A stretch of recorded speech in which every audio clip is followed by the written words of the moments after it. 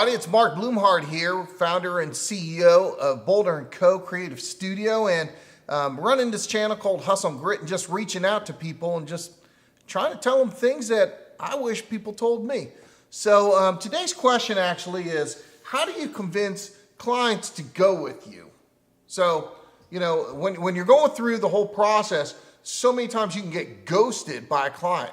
And ghosted means that you think absolutely everything's fine. You know, you made initial contact, maybe they called in, they put a contact form on the website, maybe you saw them at a trade show, whatever happened, you know, you're going ahead and you're working with this client and you actually start thinking that you might be able to land this client and your mind's going crazy, thinking about all the things you can do with them and their brand.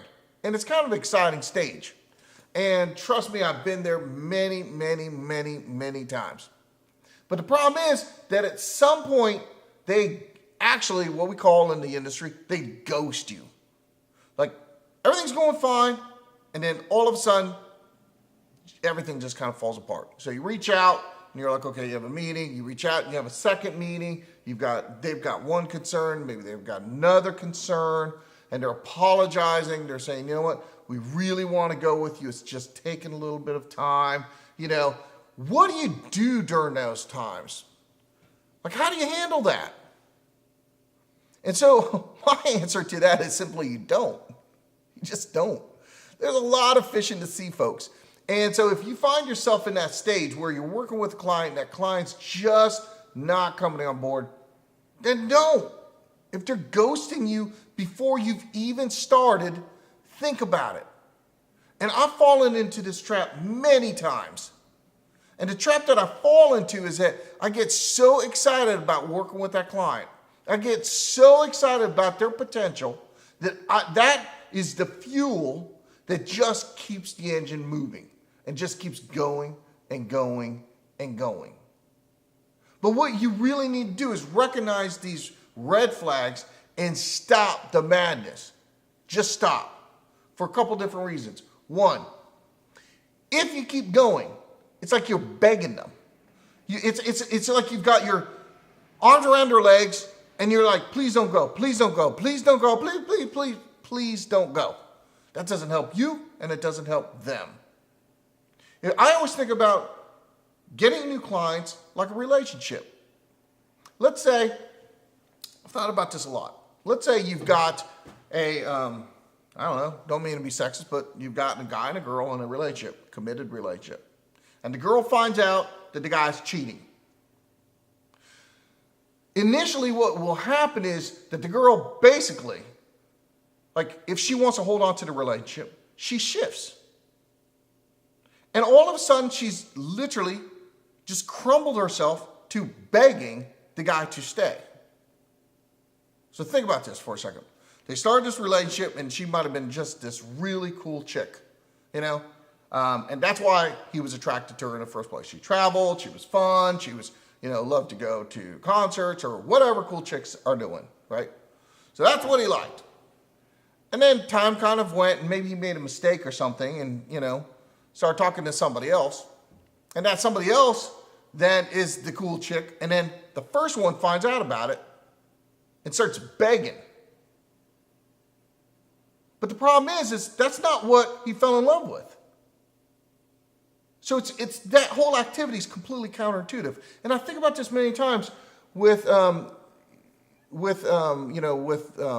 marketing. And if you thought about that relationship, my advice to that girl would be just let him go.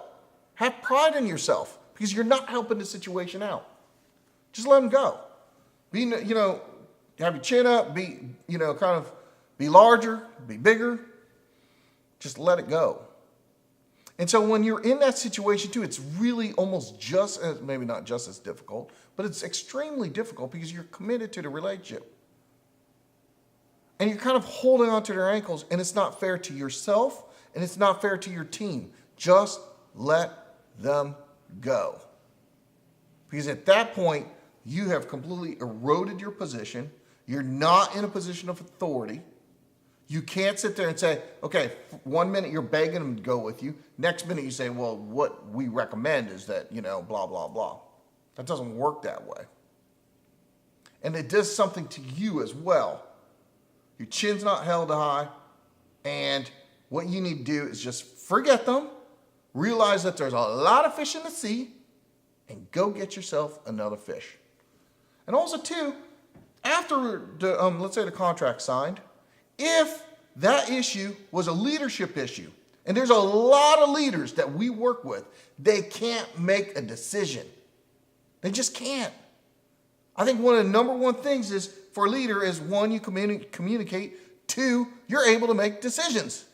And there's a lot of leaders out there that simply can't make decisions. They think they're a leader and they're busy during the day, but they can't make decisions. And many times the reason they ghost you is because they can't really make that decision whether they want to go with you. And so even if you hear they've gone with somebody else, it's kind of like back to the dating scenario. Good riddance. These people are going to be nothing but trouble. They're going to question absolutely everything. They are going to be this pain all along. So if you're working with a customer, they're going to nickel and dime you. If you are working with a customer that's ghosting you, let them go. And if you can't let them go, think about why you can't let them go. If you're so afraid that you can't make your numbers, you're not making a quota because you're going to let them go, then something else is wrong. Your marketing needs to be reconsidered. If you don't have a marketing process, there's three things. It needs to be scalable, it needs to be repeatable, and it needs to be predictable. And predictable means that you can tell your company, I can get more business, and you know where to get the business. That's predictable. So sometimes you don't want to get more business. Sometimes the company's, at 100%. And you can't add anymore. Right now, our office is just completely pretty much packed. So we can't add too many more people. So we got to kind of slow down on our marketing until we get another office, let's say. So having said that, it needs to be three things. It needs to be predictable. It needs to be scalable. That means that you should be able to give it to somebody else. It needs to be repeatable. You need to be able to repeat that. If you are in one very, very tight market, can you repeat that? Probably not. If you've completely exhausted this one little market, maybe it's geographic, maybe it's industry or sector. If you've completely exhausted your opportunities, then it's not repeatable. And if you can't give it to somebody else to take care of and do because something happens, let's say you get sick or you go on a long vacation or heaven forbid you die, if you don't have that, then you don't have a solid marketing plan. So if you think about that, many times when you have the anxiety of a client ghosting you, it's because of a larger issue. You don't have this marketing plan that's predictable, that's repeatable, and that's scalable. So during those times, take that pain, say, oh my goodness, I'm just getting ghosted again, and look in the mirror, see if there's something that you and your organization can learn.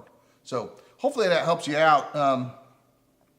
Hopefully that kind of gives you some, foundation, if you will, to think about those painful moments where you're getting ghosted and what to do about it. So any questions, concerns, definitely reach out. Would love to continue the conversation with you.